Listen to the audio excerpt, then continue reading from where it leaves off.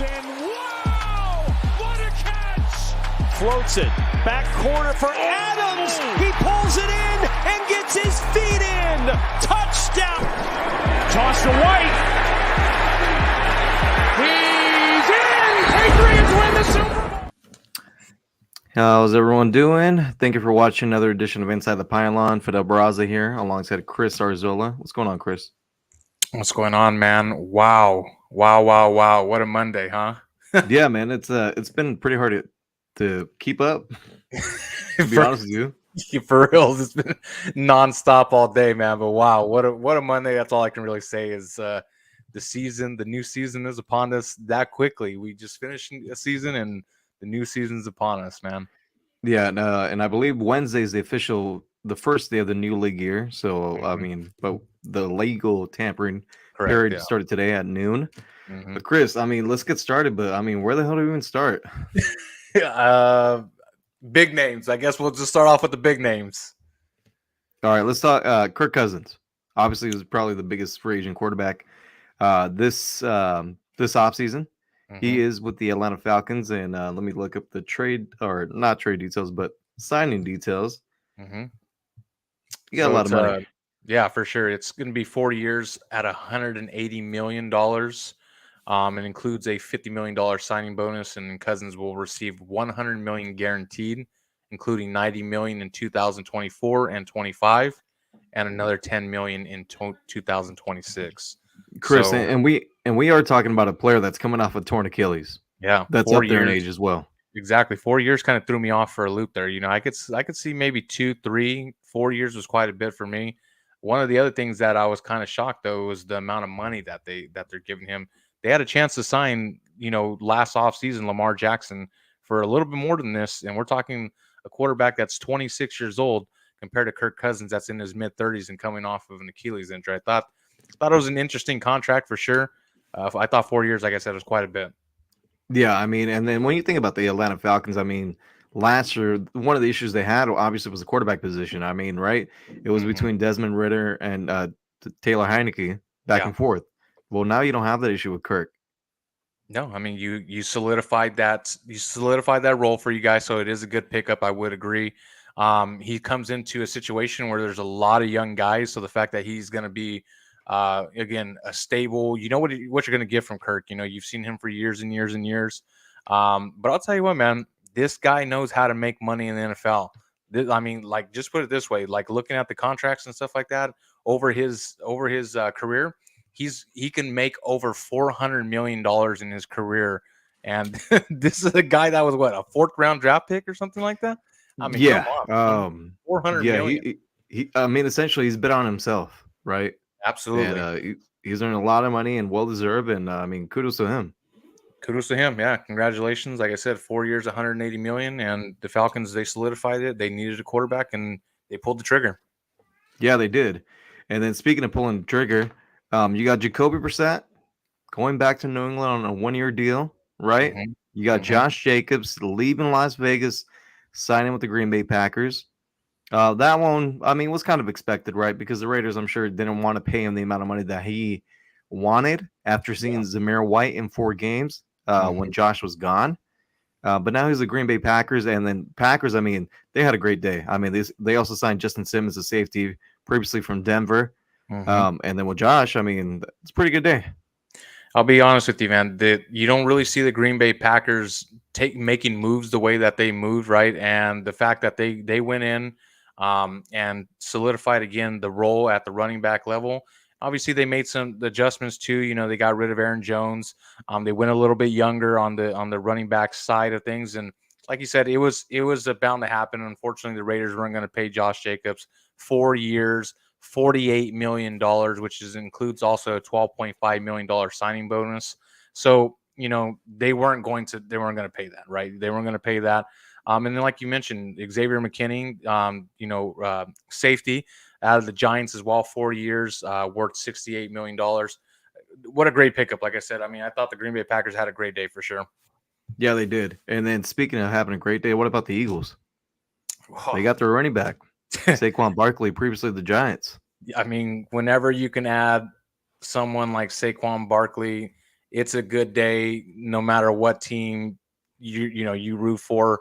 But when you root for the Eagles, they just got dramatically better immediately. There were some moves that were kind of like, oh man, Fletcher Cox leaving, Jason Kelsey retiring. Are they going to go downhill? And you can pretty much just say that they solidified everything with Saquon Barkley. They also signed offensive guard Landon Dickerson as well to shore up their offensive line some more. They obviously brought back Brandon Graham. So I thought they had a great day as well for the Eagles. I think this puts them, in contention again for, a possible another run. Yeah. Hey, and by any chance, did you see the comments that Tiki Barber, former running back of the Giants, Absolutely. said about Saquon? You are dead to us, Saquon. You are dead to us. Good luck, but you are dead to us. So, and then I saw underneath that Patrick Mahomes and actually Lamar Jackson both comment. They were like, kind of like, what? Like, you know what I mean? Did you see Saquon's response? I did not see Saquon's response. So what was his Essentially response? was like, hey, all right, I'm dead to you. Next time you see me in person, don't say hi to me, essentially. Yeah, well, yeah. And look, the Giants didn't want to pay him. So he had to go out there and, you got to secure the bag. It's not his fault. I mean, listen, he, like you said, they had a chance to sign him. They allowed him to test the market, and it's not his fault that unfortunately he's staying in division, right? And he got signed exactly what he was looking for. He got a 3-year deal, $37.75 million. I mean, this is exactly what he was looking for. He was looking for a bag. He was looking for some security. The Giants weren't able to do that. They unfortunately want to waste their money on Daniel Jones, and so because of that, he needed to test the market, and he did. And whether he's they're dead, he's dead to Tiki Barber or not, Saquon's just showing the same energy, obviously, that Tiki showed to him. I mean, when you really look at the situation, I mean, wouldn't you rather be an Eagle than a Giant?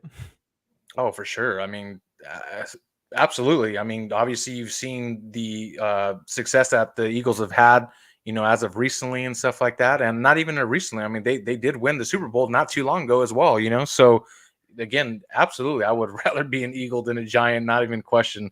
So, and I would rather be with Jalen Hurts instead of Daniel Jones. That's for sure. Yeah. The Giants did make a move, though. They traded for outside linebacker Brian Burns for a second and a fifth-round picks. Yep. So they did pretty good on that. They also did bring Devin Singletary in as well. I mean, they obviously needed to fill that role in for Saquon in the backfield. Obviously, he's not a Saquon Barkley, but he's been around the league and he's gonna at least produce there. So I thought they made some good moves. Yeah, and then also, I mean, look, there's just so much that happened today, man. Also, the Lions traded for cornerback Carlton Davis for the Buccaneers for a 6th-round pick in this year's draft, and then a 6th-round pick in next year's draft. And the Lions sent a 3rd-round pick.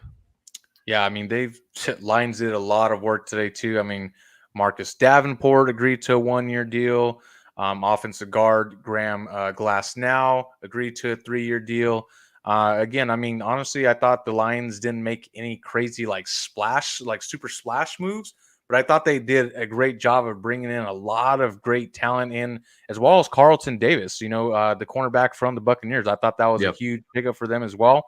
I thought that was something that they needed to do, was to shore up that cornerback position, and by bringing in Carlton Davis, that absolutely adds that depth to their cornerback and to their backfield there. And like I said, great moves for Detroit Lions. Nothing too spectacular like a Saquon Barkley, but these guys right here are going to come in and they're just going to continue to make this team better for sure. Yeah, and then also defensive tackle Christian Wilkins signed with the Raiders. Guard Jonah Jackson to the Rams. Gabriel Davis, receiver, previously of Buffalo, is going to Jacksonville. That one was a pretty interesting move to me. I hear that there could be somebody that's odd man out there. They're not sure who is going to be possibly gone, but I don't think that they're going to keep all their wide receivers out there bringing in Gabe Davis, is from what I'm hearing. So you should probably see somebody probably getting released soon, or even traded soon. But I thought that was a good pickup though for Gabe Davis. He's a good wide receiver. He's a good 2. He's a good 3. I thought it was a good move. Like I said, I thought they did a lot of good moves. Obviously, yeah, Tony Pollard as well, going to the Tennessee Titans on a 3-year deal, $24 million. How'd you kind of feel about that one? I mean, I kind of figured he wasn't going to go back to Dallas. Obviously, Tennessee's moved on from Derrick Henry, Mm-hmm. and Derrick Henry and the Baltimore Ravens have a mutual interest. So we'll see what happens tomorrow with that. But I mean, Tennessee, I mean, essentially is full rebuild mode. New coach. Absolutely. Yeah. You got Will Levis, right? Correct. Second-year player. So Yeah, no, I mean, and I thought that they did some good moves too by bringing in a center, Lloyd Cushenberry as well, on a 4-year deal to again shore up that line. So I think Tennessee, they're in a full rebuild, like you said, but they're bringing in some young guys and they're making some moves. Excited to see kind of where they go in the next couple years. yeah, for sure that's going to be interesting. Let's see, man. It's just there's been so much happening, man. Yeah, I mean, I'll throw a couple out there. So, a big one to me, I thought was Austin Eckler going to Washington Commanders. He got a 2-year deal, $11.4 million. They also did bring Zach Ertz in as well on a 1-year deal. And then they did bring in a couple of other people on the line as far as shoring up that line too for the Washington Commanders. So I like the moves that they made with Austin Eckler. I thought, he's obviously a very productive back. $11.4 million. Honestly, that's not a ton of money when you're seeing some of the other guys and stuff and what they're getting. So I thought that was a pretty good deal for the Washington Commanders. Yeah. What'd you think of Gardner Minshew going to the Raiders? I mean, honestly, I don't like the move. I mean, I don't know. To me, this tells me either one, they're I don't know. To me, they're either not really in the market for obviously getting someone big in the quarterback, or they're maybe going to be aggressive in the NFL draft and maybe trade up to get someone young. So he's obviously a bridge quarterback. That's what I'm seeing in my opinion. 2 years, $25 million. To me, he's a bridge quarterback. I'm looking for the Raiders to again make a big splash in the NFL draft and move up and get someone. Who's that going to be? Not sure, to be honest with you right now, but obviously this kind of tells me that that's probably what they're looking for by bringing in Gardner Minshew. Yeah, I think so too. For sure, they're going to draft the quarterback. Question is, are they going to be able to trade up and get one, or they're going to stay put and see what they can do? That's what I'm saying. Yeah, so that's what's going to be the biggest thing, right? Do they move up far enough to get one of those top 4 quarterbacks, or like you said, do they stay back? Maybe someone like a Penix or somebody like that. I don't know. Well, Chris. Well, we talked about Jacoby Brissett signing a 1-year contract with the Patriots. I mean, what do they do at 3? Do they still draft the quarterback at that position? I mean, the team has a lot of different needs, right? I mean, if you signed him, maybe you trade back and for a quarterback that you think is still going to be around in the later round. I mean, honestly, from the sounds of it, I mean, JJ McCarthy is like rising up a lot of boards, right? I mean, a lot of people are saying that he was going to go possibly mid first round, later first round, and now honestly, I'm hearing that he's going to be, one of the probably top 3-4 quarterbacks taken, right? I mean, some people are even saying he's better than Drake May at this point.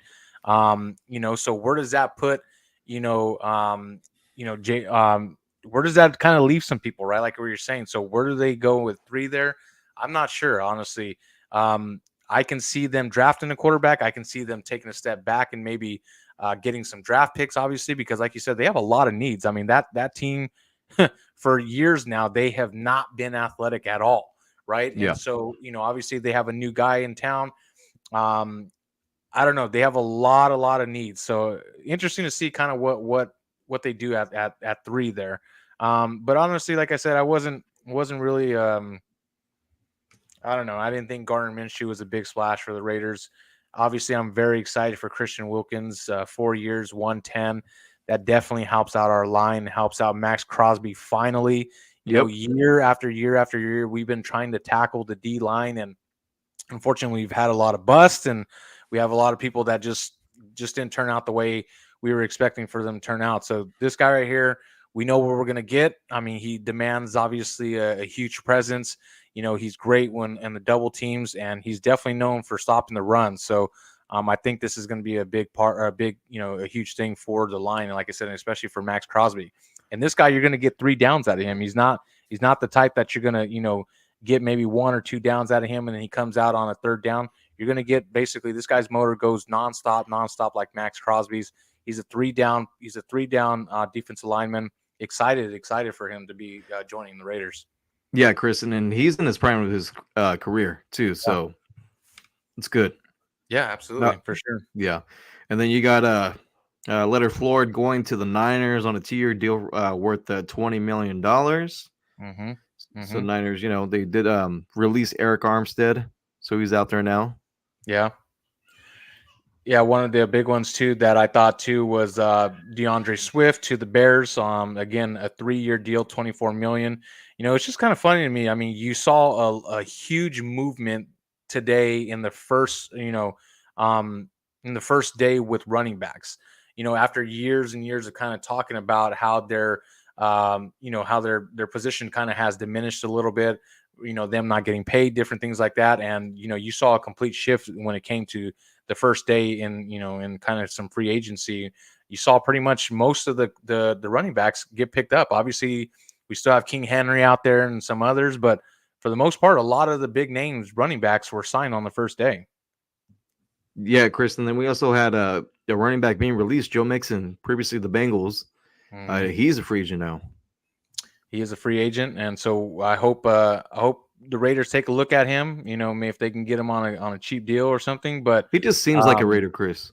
He does. Gritty, hard nosed. I mean, he was obviously in the AFC North. I mean, he battled some tough Pittsburgh Steelers teams.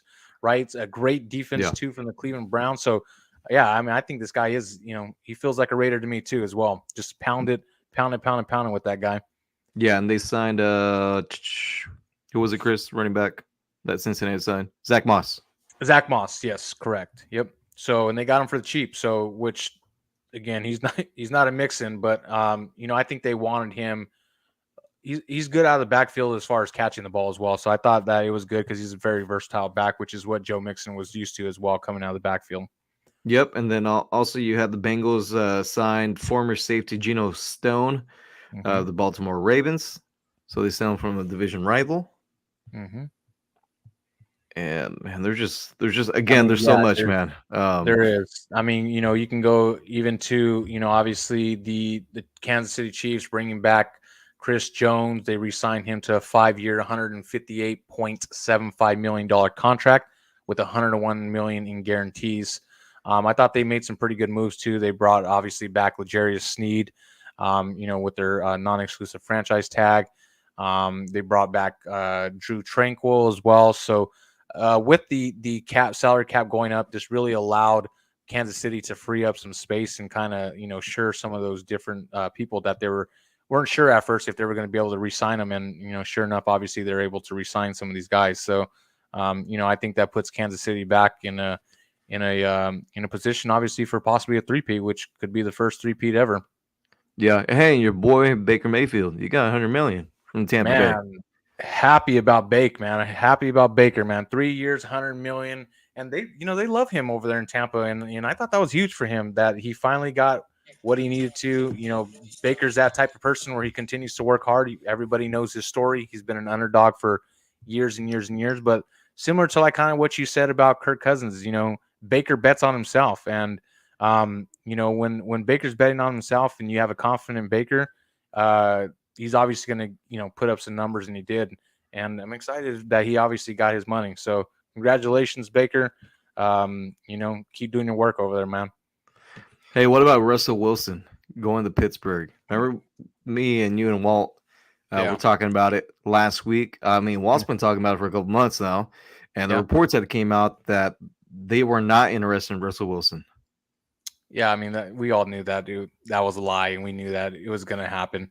I mean, come on. Anytime that you're going to get a Russell Wilson on basically a non-existent contract, right? Like, I think they're paying him what? I believe it's like $1.8 million, I believe, this season. Again, there's no reason for them not to take a flyer. I think that they do, they are a better team with him. Obviously he's better obviously than Kenny Pickett, better than Mason Rudolph, any of the guys that obviously they have in the quarterback room right now. So he's got weapons there. So we'll see what happens. I mean, do they Are they a Super Bowl contender with him? No, right?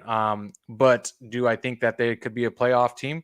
I think they could be. I think they could be only because that defense is stellar, right? And like kind of similar to a lot of teams in the NFL, they needed to shore up that quarterback position.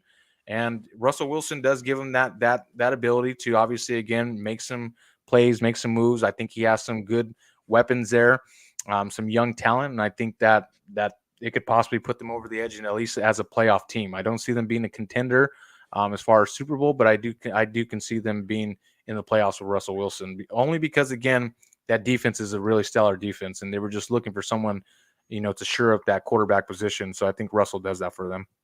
Yeah, and then you got DeAndre Swift signing with the Chicago Bears as well. I think that was the first signing today. Yeah, I believe it was too. Yeah. I did want to bring this up. So there's a report out there saying that now Minnesota is a quarterback, right? So they don't have Kirk, obviously.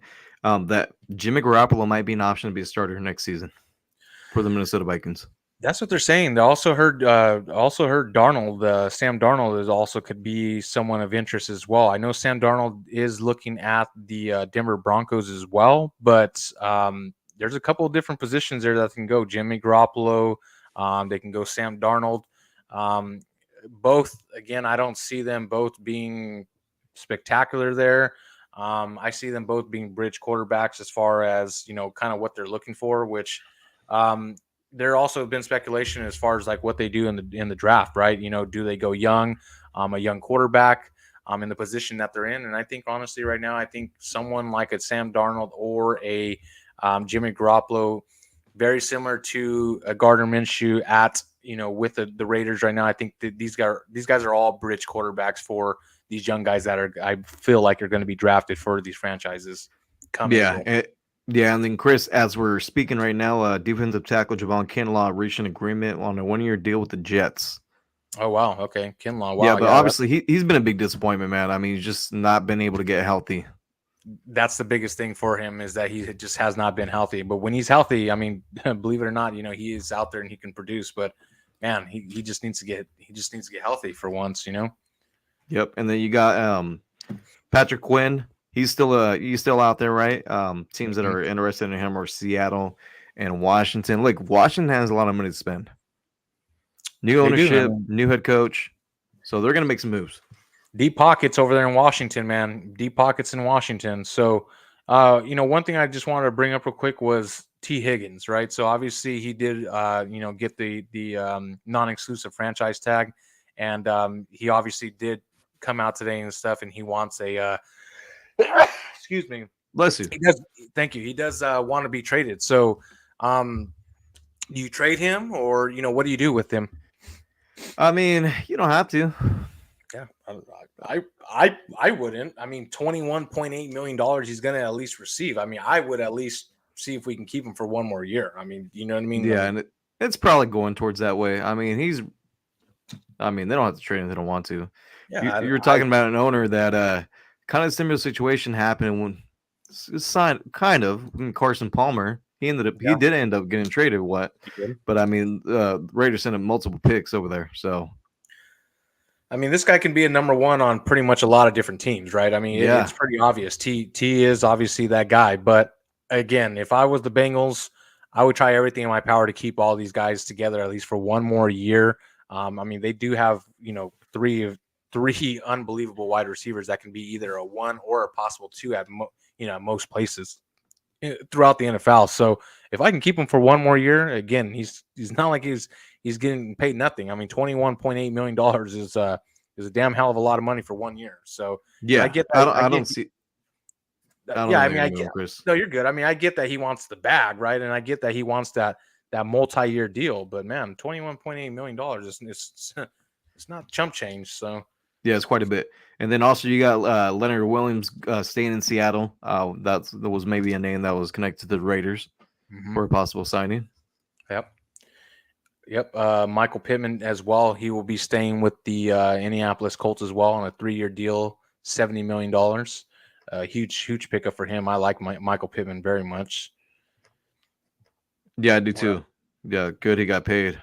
Yeah, for sure. And then, a couple small things too with the Los Angeles Chargers. Gus Edwards signed a 2-year deal Will Dissly signed a 3-year deal, tight end. I thought it was interesting because haven't the Chargers been linked to is it Bauer from Brock Bowers, tight end Brock from Bowers Georgia. from exactly. So I thought that was interesting by bringing Will Dissly in for a 3-year deal. So do the Chargers go a different route there? Maybe go maybe go wide receiver possibly instead of going tight end. So The Chargers are very interesting, Chris, because there is also a report that they are taking calls for Keenan Allen and then also Khalil Mack and then Joey Bosa. I hear that they want to trade Bosa for sure, is from what I'm hearing, that they want to clean house with Joey Bosa, and then also to Keenan Allen as well, from what I'm understanding. That's why I'm trying to figure out if with the draft, could they go possibly in the route of the wide receiver instead of obviously going with someone like Brock Bowers. Interesting to see kind of what they do from here now until, obviously, we got about a month basically until the NFL draft. So we'll see what they do here in the next couple of weeks, basically. Well, Chris, they tried to go the wide receiver route last year, and they did selecting Quentin Johnston out of TCU. But, he had a really disappointed season. And I actually was there at training camp, Chris. He looked good out there, right? With no pads, just shorts and T-shirt. It was a whole different ball game during the regular season. Absolutely. I believe that they've went down that route a couple years now too, the Chargers, and they just honestly haven't hit on some of their wide receivers. So, like you said, interesting to kind of see what they will be doing here in the next couple of months. But, man, Monday was just incredible. Incredible Monday. Like I said, so much has happened today. We're not nearly done. So, excited to kind of see what the week kind of brings upon us. As far as who else will be signing with where. Chris, before we end tonight's stream, I want to ask you, what name are you seeing out there that you're wondering where they're going to sign, right? Out of all the names, we still got some big names out there like Derrick Henry, right? He's still out there. Patrick Quinn. Derrick Henry was the one that I was going to say right off the back, right? He's a little bit older.